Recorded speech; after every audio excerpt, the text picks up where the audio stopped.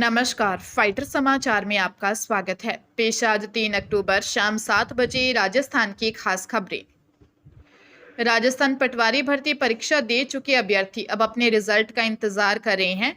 राजस्थान कर्मचारी चयन बोर्ड ने पटवारी भर्ती परीक्षा 2025 के परिणाम को लेकर बड़ा अपडेट दिया है। बोर्ड के अध्यक्ष आलोक राज ने कहा है कि रिजल्ट की तारीख दीपावली के बाद ही घोषित की जाएगी। बोर्ड अध्यक्ष आलोक राज ने बताया कि परीक्षा के बाद आई आपत्तियों की समीक्षा की जा रही है।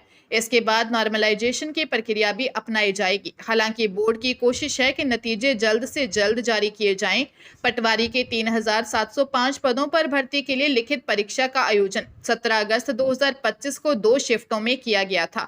इस परीक्षा में लगभग 6,76,000 अभ्यर्थियों ने हिस्सा लिया, जो कुल उपस्थिति का करीब 88.88% है। अब उम्मीदवार बेसब्री से अपने नतीजों का इंतजार कर रहे हैं। पटवारी भर्ती परीक्षा का रिजल्ट केवल ऑनलाइन मोड में जारी होगा।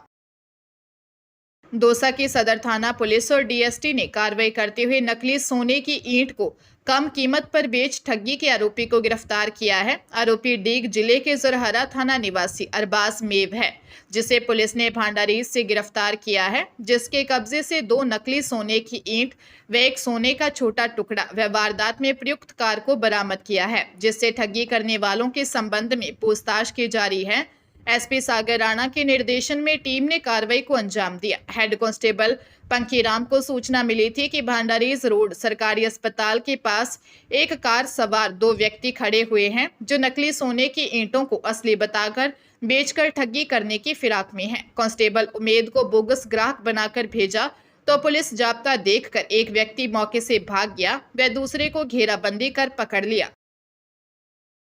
चूरू जिले के रतनगढ़ में सालासर बालाजी के दर्शन कर लौट रहे श्रद्धालुओं से भरी एक पिकअप पलट गई। हादसे में करीब 1 दर्जन श्रद्धालु घायल हो गए, जिनमें से 7 की हालत गंभीर होने पर उन्हें हायर सेंटर रेफर किया गया है। यह घटना रतनगढ़ तहसील के गांव सांगासर के पास हुई। घायलों के अनुसार पिकअप में करीब 15 श्रद्धालु सवार थे, जो पैदल सालासर गए थे और दर्शन के बाद वापस लौट रहे थे। गांव सांगासर के पास सड़क पर अचानक गौवंश आ जाने से पिकअप अनियंत्रित होकर पलट गई। सभी घायलों को निजी वाहनों से सरकारी जलान अस्पताल रतनगढ़ में भर्ती करवाया गया। प्राथमिक उपचार के बाद 7 गंभीर घायलों को हायर सेंटर रेफर कर दिया। घटना के बाद जिला अस्पताल में लोगों की भीड़ जमा हो गई। फिलहाल इस मामले में पुलिस में कोई शिकायत दर्ज नहीं हुई है। जयपुर के महिला चिकित्सालय में नवजात शिशु की मौत का मामला सामने आया है। परिजनों का आरोप है कि हॉस्पिटल स्टाफ की लापरवाही के चलते बच्चे की मौत हुई है। डिलीवरी के बाद जच्चा बच्चा दोनों स्वस्थ थे। दिन में बच्चे को 2 इंजेक्शन लगाए। रात के समय बच्चे ने दूध पीना बंद कर दिया और रोता रहा। लालकोठी थाना पुलिस ने बताया। मुरलीपुरा स्कीम निवासी फखरुद्दीन गौरी ने रिपोर्ट दी कि उनकी बहू सिमरन पत्नी शबीर खान को डिलीवरी के लिए सांगानेरी गेट महिला चिकित्सालय में एडमिट करवाया था। अगले दिन 7 बजे शिशु को जन्म दिया। जच्चा बच्चा दोनों स्वस्थ थे। 25 सितंबर को बच्चे को 2 इंजेक्शन लगाए। उसी रात बच्चे का शरीर गर्म लग रहा था, वह दूध नहीं पी रहा था। रात को नर्सिंग स्टाफ ने निगरानी में ले लिया और सुबह उसकी मौत हो गई। आरोप है कि हॉस्पिटल स्टाफ की ओर से पोस्टमार्टम नहीं करवाने को लेकर जबरन उनसे डॉक्यूमेंट साइन करवाए गए। राजस्थान विधानसभा में विपक्ष की तरफ एक्स्ट्रा कैमरे लगाए जाने का विवाद लगातार जारी है। नेता प्रतिपक्ष टीकाराम जूली ने कहा कि विधानसभा में जासूसी कैमरे लगाए जाने के मामले में अब तक कोई कार्रवाई नहीं हुई है। हमने राज्यपाल से मिलकर गुहार लगाई। अब हमने राष्ट्रपति से मिलने का समय मांगा है। समय मिलते ही राष्ट्रपति से मिलकर विधानसभा जासूसी प्रकरण में कार्रवाई की मांग करेंगे। जूली ने कहा कि यह लोकतंत्र की गरिमा और संवैधानिक संस्थाओं की पवित्रता पर गंभीर प्रश्न चिन्ह खड़ा करता है। यह घटना न केवल विपक्षी विधायकों की निजता का हनन है, बल्कि जनता के विश्वास के साथ सीधा खिलवाड़ भी है। इस गंभीर प्रकरण पर विपक्षी दल के प्रतिनिधियों ने राज्यपाल से भेंट कर उन्हें समस्त तथ्यों से अवगत करवाया था तथा निष्पक्ष जांच की मांग की थी। ऐसी परिस्थितियों में लोकतंत्र की रक्षा और संविधान की मर्यादा बनाए रखने के लिए हमने राष्ट्रपति से समय देने का आग्रह किया है। पंजाब के लुधियाना में युवक की गोली मारकर हत्या कर दी गई। पड़ोसी ने दुकान पर बहस के बाद रिवॉल्वर से युवक को गोली मारी। सूचना पर थाना जमालपुर एसएचओ और एसीपी जगदीप सिंह मौके पर पहुंचे। एसीपी ने परिवार के लोगों से पूछताछ की। फिलहाल आरोपी फरार है। वह डेवलपमेंट अथॉरिटी में काम करता है। मृतक की पहचान 19 वर्षीय हिमांशु के रूप में हुई है। वह यूपी आजमगढ़ निवासी था और यहां रामनगर गली नंबर 9 में हेयर ड्रेसिंग का काम करने वाला रितेश अपने परिवार के साथ किराए के मकान में रहता है। उसका छोटा भाई हिमांशु भी उसके साथ रहता था। हिमांशु की भाभी पूनम ने बताया कि दोनों भाई दुकान पर थे। इस दौरान उनका पड़ोसी गुलशन दुकान पर आया और हिमांशु को गोली मार दी। पुलिस सूत्रों के मुताबिक रिवॉल्वर आरोपी के घर से बरामद कर लिया है। आरोपी हत्या करने के बाद से फरार है। राजस्थान में 3 बच्चों की मौत के लिए जिम्मेदार बताई जा रही केसन्स फार्मा की डेक्ट्रामेट्रोफन HBr सिरप IP 13.5 मिलीग्राम 5 मिली को क्लीन चिट देने की तैयारी शुरू हो गई है।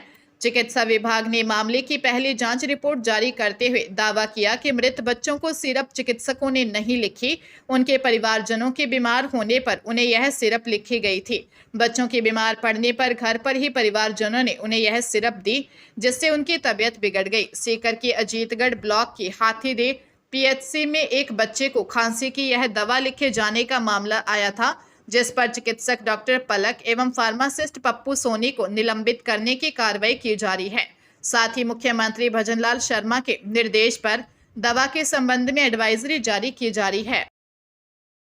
हरियाणा के यमुनानगर में विदेश भेजने के नाम पर एक व्यक्ति द्वारा 21,45,000 की ठगी और जान से मारने की धमकी देने का मामला सामने आया है। आरोप है कि एजेंट ने पीड़ित को कनाडा का स्टडी का फर्जी ऑफर लेटर और दस्तावेज थमा दिए। सिटी थाना पुलिस ने इस मामले में विभिन्न धाराओं के तहत चंडीगढ़ के एक एजेंट सेक्टर 22B निवासी युवराज सिंह उर्फ हैरी के खिलाफ मामला दर्ज किया है। यमुनानगर के शिव दयालपुरी निवासी वरियाम सिंह ने बताया कि जनवरी 2024 में वह अपने बेटे अमित को स्टडी के लिए विदेश भेजना चाहता था, जिसके लिए वह आरोपी युवराज से मिला। आरोपी ने उसे कागजात दिखाकर भरोसा दिलाया, जिसके बाद उसे 21,45,000 रुपए दिए। इसके बावजूद आरोपी ने ऑफर लेटर और अन्य दस्तावेज फर्जी दे दिए। पुलिस ने मामला दर्ज कर जांच शुरू कर दी है। रणथंभौर टाइगर रिजर्व में सीजन की शुरुआत अच्छी टाइगर सेटिंग से हुई। यहां सुबह की पारी में जोन नंबर 4 में पर्यटकों को बाघिन रिद्धि और उसके शावकों के दीदार हुए, जिससे पर्यटक खासे रोमांचित नजर आए। इस दौरान पर्यटकों ने बाघिन और उसके शावकों को शिकार का लुत्फ उठाता देखा। दरअसल रणथंभौर टाइगर रिजर्व के मुख्य जोन कहे जाने वाले जोन नंबर 1 से 5 में साप्ताहिक अवकाश के चलते सफारी नहीं हुई थी, जिसके बाद यहां पर्यटक सफारी पर पहुंचे थे। या उन्हें जॉन नंबर में बाघिन रिद्धि के दीदार हुए थे। पर्यटकों को जॉन नंबर 4 में करीब 20 मिनट तक बाघिन रिद्धि और उसके शावकों के दीदार हुए थे। इस दौरान पर्यटकों ने बाघिन और उसके शावकों को सांबर के शिकार का लुत्फ उठाता देखा। इस वाकया को देखकर सफारी पर आए पर्यटक रोमांचित हो उठे। पर्यटकों ने इस पूरे वाकया को अपने कैमरे में कैद कर लिया। 4 धाम की यात्रा करने की इच्छा रखने वालों के लिए बड़ी खबर सामने आई है। 4 धाम यानी बद्रीनाथ, केदारनाथ, यमुनोत्री और गंगोत्री के कपाट जल्द ही बंद होने जा रहे हैं। विजयदशमी के दिन बद्रीनाथ धाम के कपाट बंद करने का मुहूर्त निकाल लिया गया है। विजयदशमी के अवसर पर पूजा पाठ के बाद पंडितों ने चमोली जिले में स्थित बद्रीनाथ मंदिर के कपाट बंद होने का मुहूर्त निकाला।